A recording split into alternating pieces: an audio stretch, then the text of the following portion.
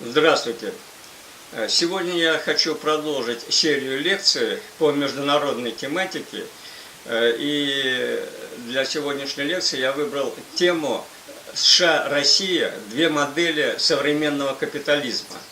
Тему эту я выбрал не случайно, поскольку, общаясь с русскими, в том числе и с учеными, я, к своему удивлению, обнаружил, что не все представляют, в какой стране, в каком государстве они живут. И многие из них крайне удивляются, что их государство по своей сущности, в общем, мало чем отличается от Соединенных Штатов Америки. Вот поэтому я решил сегодня посвятить свое выступление вот этой теме «Две модели современного капитализма». В принципе, она у меня, эта тема, была изложена в моих статьях, в моей статье под другим названием, и была опубликована в книге «Я и моя жена. Агенты ЦРУ». Дело в том, что эта книга вообще-то публицистическая, но внизу, в конце этой книги есть такая рубрика «Научная страница». И вот внутри этой рубрики и присутствует эта статья. Но поскольку не все имеют эту книгу и не все любители читать, я решил пересказать содержание вот этой статьи. Итак, две модели современного капитализма – США и Россия. Сразу же надо определиться в терминах, потому что буржуазная и марксистская политэкономия, они используют разный терминологический аппарат и даже разные содержания при употреблении одних и тех же слов или терминов. Ну, например, слово «государство» как понятие у буржуазных ученых означает аппарат управления. У марксистов – машина для угнетения одного класса другим. При описании структуры общества марксизм пользуется понятиями формация, базис, надстройка. Понятия, которые отсутствуют в лексиконе буржуазной политэкономии. Как сторонник марксизма я, естественно, буду придерживаться марксистской терминологии в соответствии с теми определениями, которые были даны этим понятием еще в советские времена.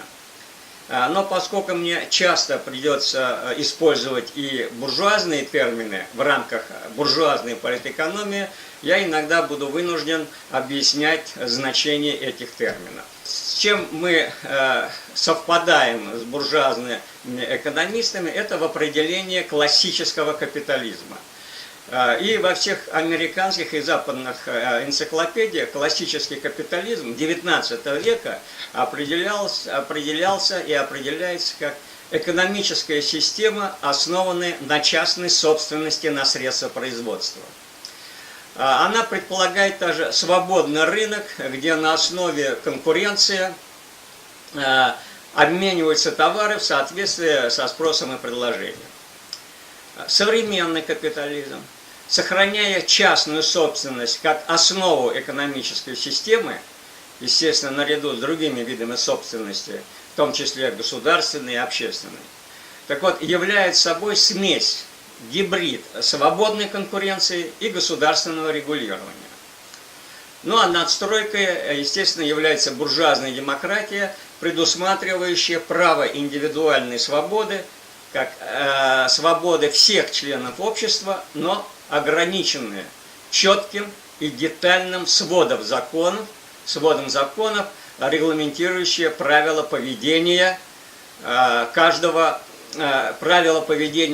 индивидуума в так называемом свободном обществе. Сразу же следует сказать о главном, основном законе капитализма, который вытекает из его сущности, как в национальном, так и мировом масштабах. В различных определениях он несколько раз был повторен в самом популярном учебнике по экономике, написанном лауреатом Нобелевской премии по экономике Полем Самуэльсоном и крупным экономистом, кстати, недавно получившим тоже Нобелевскую премию по экономике, это Вильямом Нортхаусом. Вот эта книга, она довольно толстая, видите, экономика, Самуэльсон, Нортхаус, вот какая толстая. Это 18-е издание, кстати, любой, кто рассуждает на тему экономики, просто обязан знать эту книгу, изучить ее. Кстати, точно так же, как и «Капитал» Маркса. Так вот, в этой книге несколько раз дано определение вот этого основного закона. Я зачитаю, вот, как они излагают этот закон. Вот, на одной из страниц написано: экономика работает эффективно, если невозможно улучшить экономическое положение одного человека, не ухудшив положение другого. Ну, что-то в этом роде сказано и на других страницах. А если все это обобщить, то получается, если суммировать вот их высказывания, и это не высказывание, а определение эффективности экономики при капитализме. Так вот, экономика работает эффективно только в том случае, когда богатые становятся богатым, а бедные беднее. Богатые становятся богаче, а бедные беднее. Это вариант с нулевой суммой, подчеркиваю, распространяется на все законы силы в системе мировых капиталистических отношений. Необходимо сделать еще такое уточнение. Под словом буржуазия имеется в виду господствующий класс в обществе, определяющий тип формации, то есть капитализм. Есть еще слова господствующая элита или верхний класс. Это означает слой управленцев, реализующие господство буржуазии на практике. И в этот слой входят не только представители буржуазии, но нередко и они сами, на время отстраняясь от деятельности в своих фирмах, компаниях и так далее. Прежде чем говорить о современных типах, моделях капитализма в США и в России, необходимо напомнить. И, кстати, вот эта лекция, первая лекция, она будет как бы историческая, в которой я хочу воспроизвести, напомнить многим, какие типы капитализма действовали в начале 20 века. Ну, я имею в виду капитализма в США и в России. Так вот, в начале 20 века США и Россия, как капиталистические державы, выступили фактически как бы впервые. Но я имею в виду, что раньше уже как капиталистические государства проявляли себя там Франция, Англия, Нидерланды, Италия, а вот США и Россия, они выступили как капиталистические державы именно в начале 20 века. Но они отличались не только ускоренным экономическим развитием, но и превращением в империалистические державы в связи с возникновением тех самых 5 признаков, которые делают капитализм империализмом. Напоминаю, информирую, кто не знает, эти 5 признаков были изложены Лениным в его брошюре, которая называлась и называется «Империализм как высшая стадия капитализма». Напомню эти признаки. Если коротко, первое – это господство монополии, второе – господство финансового капитала, третье – усиление вывоза капитала, четвертое – раздел мира между международными трестами, пятое – закончен раздел всей территории Земли крупнейшими капиталистическими державами. При этом не надо забывать, что 5-й признак также был реализован во внешней политике 2 держав, США и России, благодаря которой они овладели колониальными территориями. При этом надо иметь в виду, что с 1876 года по 1914 год американцы приобрели дополнительные территории в размере 300 тысяч квадратных километров с населением около 10 миллионов человек. А Россия отхватила побольше. Территориально, как территория, это 17,4 миллиона квадратных километров с населением чуть больше 33 миллионов человек. напомню определение Ленина типов империализма ведущих держав того времени, данные им в ряде работ, которые он написал с 1916 по 1920 годы. Так вот, английский империализм он назвал колониальным, французский – ростовщическим, германский он обозначил как юнкерско-буржуазный, японский – это военно-феодальный империализм. Ну, наконец, русский также был им обозначен как военно-феодальный империализм. В отношении США у него определения не было. Но исходя из логики Ленина, сравнения прусского и фермерского хозяйства в США и в России, а также учитывая скачкообразное создание объемной промышленности к началу 20 века, я бы обозначил американский империализм того времени как индустриально-фермерский империализм. Кстати, в этой связи вот для историков, наверное, было бы любопытно выяснить, вот исследовать такую тему. Каким образом американцы всего лишь фактически за 100, ну, скажем, 150 лет умудрились по объему своей экономики обогнать Россию, существующую около 1000 лет, причем с населением значительно меньше российского. Вот тема для анализа. Итак, посмотрим, как выглядят вот два империализма по ряду важных макропоказателей, которые определяют чисто статистически место страны на мировой арене. Цифры за 1913 год. Вот на Россию приходилось 4,4% мирового промышленного производства, в то время как на США приходилось почти 36%. Но для информации в скобках на Германию 14,3%, на Англию 14,1%, на Францию 7%. То есть тогда Россия занимала 5-е место в мире. Кстати, опять же для информации, сейчас Россия занимает 12-е место в мире. Ну а если же брать продукцию на душу населения, то в начале 20 века, если сравнивать с американским, то эта продукция на душу населения составляла 1/8 часть от продукции на душу населения в Соединенных Штатах Америки. Берем внешнюю торговлю. Опять же, доля России в общей мировой торговле была равна 3,8%. У Соединенных Штатов чуть больше 10%.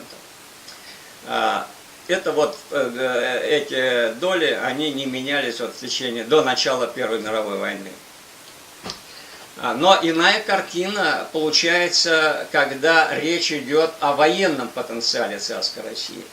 Но в данном пункте Россия занимала верхние строчки. По совокупному военному бюджету она уступала только Великобритании. По сухопутным силам она занимала 1-е место в мире. По флоту она занимала 4-е место, то есть это после Великобритании, США и Франции. Я уже много раз до этого говорил, что обобщающим индикатором, свидетельствующим о степени развитости страны, является средняя продолжительность жизни, СПЖ. Так вот, в 1913 году продолжительность жизни в различных странах составляли, просто для сравнения, Великобритания это 52 года, Япония 51 год, Франция 50, Соединенные Штаты Америки 50 лет, Германия 49, Италия 47, в Китае 30 лет, в России 30,5 лет. Но это как бы статистические данные, определяющие место России и Соединенных Штатов в мире. Но вот для того, чтобы определить внутреннюю сущность любой страны, необходимо проанализировать бюджет государства. И вот каков был бюджет у России и США на начало 20 века. Но беру цифры за 1913 год. Расходная часть бюджета России за 1913 год. А вот на военные министерства в этом бюджете приходилось почти 27%. Министерство внутренних дел 6%. А просвещение 4,6%. А Министерство иностранных дел 0,4%. На синод, то есть на религию, уходило 1,5%. Затраты на царский двор и высшие госучреждения 0,9%. Кстати, я обращаю внимание на то, что на синод, на религию уходило больше, чем даже на содержание царской семьи и высшего госаппарата. В принципе, не читая никакой литературы, только исходя из данных расходной части бюджета, можно смело предполагать, что перед нами милитаризованное государство авторитарного типа, о чем свидетельствуют расходы на войну и содержание госаппарата, включая Министерство внутренних дел. Отсутствие позиций по здравоохранению и социальным программам свидетельствует о том, что эти сферы не занимали значительное место в бюджете, в статьях расхода царского правительства. Но расходы на просвещение была единственная строка, которая имела отношение непосредственно к интересам народа. А вот минимальные затраты на Министерство иностранных дел подсказывают, что международные проблемы Россия предпочитала решить военным путем, а не дипломатическим. Правда, это, возможно, касается и других государств, в том числе и Соединенные Штаты Америки. Феодальность же проявляется не только вот в системе власти, закрученной вокруг царя, но и состоянием общества, ее массовой неграмотностью и религиозностью. Хотя, конечно, некоторые подвижки в этой сфере происходили. Возникла Дума, появились партии, выборы, увеличилось количество школ, но в целом страна оставалась феодальной, особенно контрастно выглядевшей на фоне европейских государств, не говоря уже о Соединенных Штатах Америки. Так вот, еще любопытные цифры. Как бы вот в ответ на такую ситуацию была эмиграция из страны, такая интенсивная эмиграция из страны, причем, что особенно поразительно, прежде всего именно в Соединенные Штаты Америки. Вот цифры. В 1870-е годы в США ежегодно уезжало чуть более 3000 человек. А вот в конце 1880-х и начало 90-х годов уже в среднем в год уезжало почти 56 тысяч человек. В следующую пятилетку уезжала та же, чуть меньше 55 тысяч, это где-то 53 тысячи человек. Дальше около 30 тысяч человек в год, подчеркиваю. Другими словами, за десятилетие, вернее, вот в 1887 годы, 1897 годы рост иммигрантов в 19 раз превысил период 1861-1870-х годов. И вот в этой связи тоже хотел бы обратить внимание на то, что антисоветчики всех мастей по понятным причинам игнорируют данные явления периода капиталистического царизма, делая упор только на миграцию в связи с Октябрьской революцией. Было бы любопытно сравнить, кстати, какая доля и какой процент людей эмигрировали именно в царское время по сравнению с периодом после Октябрьской революции. Прежде чем дать окончательную оценку вида, модели русского и американского империализма того периода, я хочу напомнить, о некоторых просто информировать о таком важном понятии, как государственно-монополистический капитализм. Это ГМК. Понятие было введено Лениным, хотя до него оно было введено где-то на год раньше Бухарином. Вот. Это понятие хорошо определяет базовую суть капитализма, то есть его базис. А надстроенная часть, естественно, определяется формой и структурой власти. Вот, исходя из такой терминологии, я бы обозначил российский капитализм начала 20 века как военно-феодальный ГМК, а американский как экспансионистско-индустриально-буржуазный ГМК. Между прочим, именно таким термином обозначают американский империализм того периода американские марксисты. На этом я хотел бы закончить закончить нынешнюю лекцию, в основном говоря с исторической точки зрения о типах или видах империализма или капитализма США и России. А следующая лекция будет посвящена уже современному варианту, современным типам капитализма США и России. Благодарю за внимание. До свидания.